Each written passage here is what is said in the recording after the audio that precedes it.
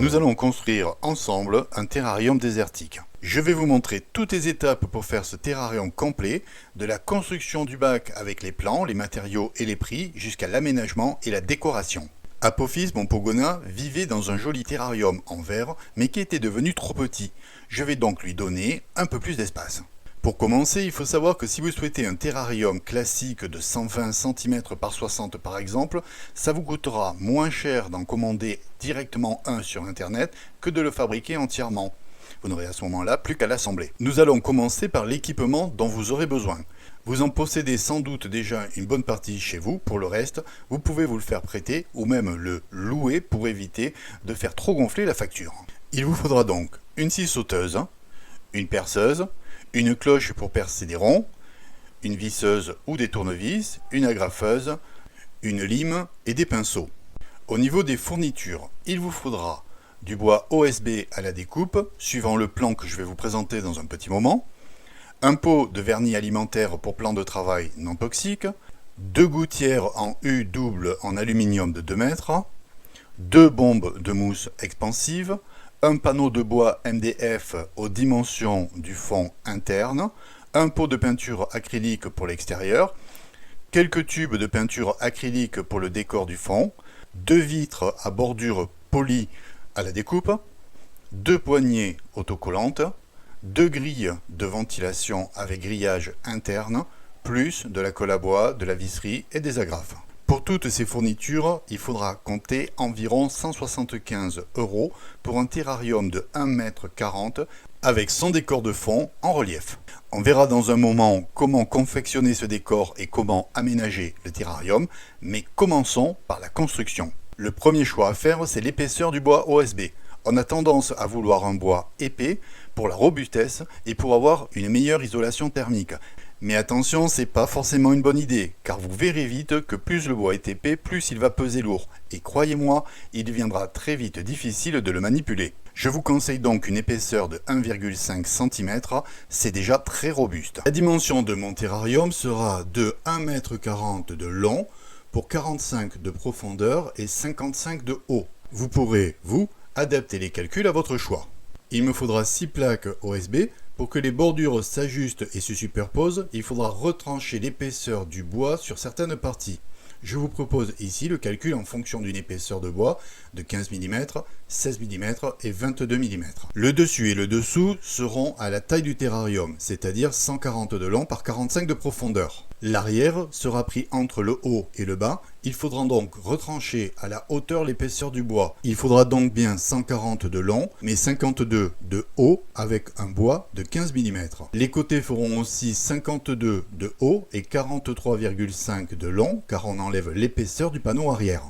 L'avant fera 137 sur 10 cm. Vous allez assembler les plaques du fond, de l'arrière, des côtés et de la bordure inférieure de l'avant en les collant avec de la colle à bois dans un premier temps. N'hésitez pas à en mettre car cette colle assurera aussi l'étanchéité. Je vous conseille pour l'instant de ne pas coller le dessus, de juste le visser car il faudra l'ouvrir pour pouvoir placer le décor. Une fois la colle sèche, vissez le tout avec des vis qui font au moins 5 mm de plus que l'épaisseur du bois et qui restent assez fins. Mettre au moins 4 vis par ligne de jointure. Votre caisson commence maintenant à prendre tournure. Nous allons percer les ouvertures pour les aérations sur les côtés et une autre ouverture pour poser la lampe UVA sur le dessus. Sur le côté, vous repérez les emplacements des grilles. Vous percez à chaque angle un trou suffisamment grand pour glisser la lame de la scie sauteuse. Vos trous doivent être à l'intérieur de votre marquage de repérage. Puis, vous découpez chaque ligne pour rejoindre les trous. Attention quand même à l'aération basse sur le côté. N'oubliez pas qu'il y aura du substrat au fond. Ne la placez donc pas trop bas. Pour le dessus, repérez où se trouve votre point chaud. Attention de ne pas trop vous rapprocher du fond du terra, car il y aura le décor qu'il faut éviter de trop chauffer. Puis, avec la cloche ou la scie sauteuse, vous dégagez le cercle sur le dessus. Attention, ce cercle devra avoir un diamètre de 1 cm de moins que celui de votre dôme chauffant.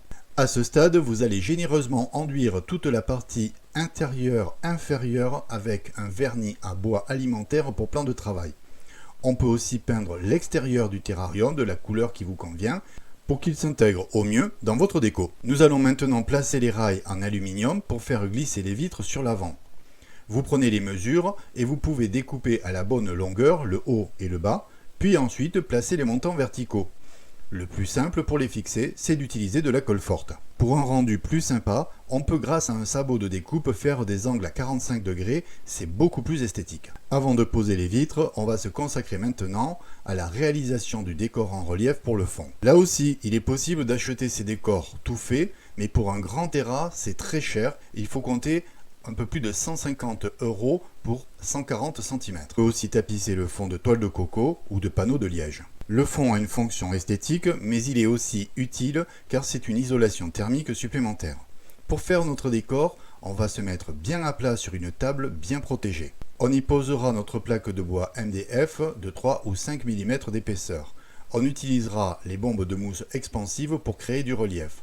En fonction de la force qu'on exerce sur le poussoir de la bombe, on obtient une texture plus ou moins gonflée. En limitant la pression, ça ressemble à des racines fines.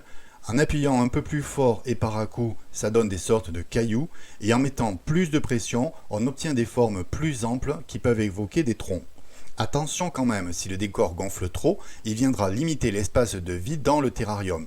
Donc n'hésitez pas à placer une planche de bois avec du poids dessus pour l'écraser un peu. Ça lui donnera aussi un aspect plus rocheux. On peut même y intégrer de vrais morceaux de liège ou des branchages.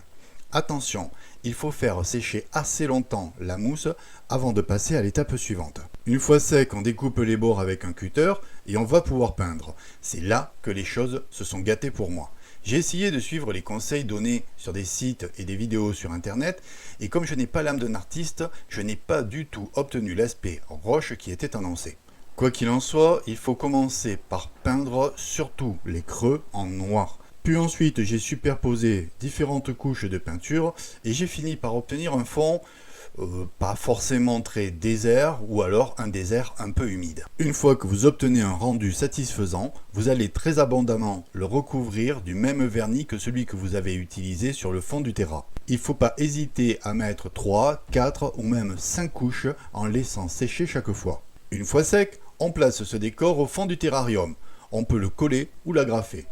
Il risque d'être nécessaire de retirer le panneau du dessus, celui que normalement vous avez juste vissé et pas collé. On va maintenant mettre les vitres que vous aurez fait découper sur mesure avec 5 cm de chevauchement entre les deux au centre et 3 mm de moins que l'espace entre les deux bords. Attention de bien prendre en compte pour la hauteur l'épaisseur du fond des rails en alu.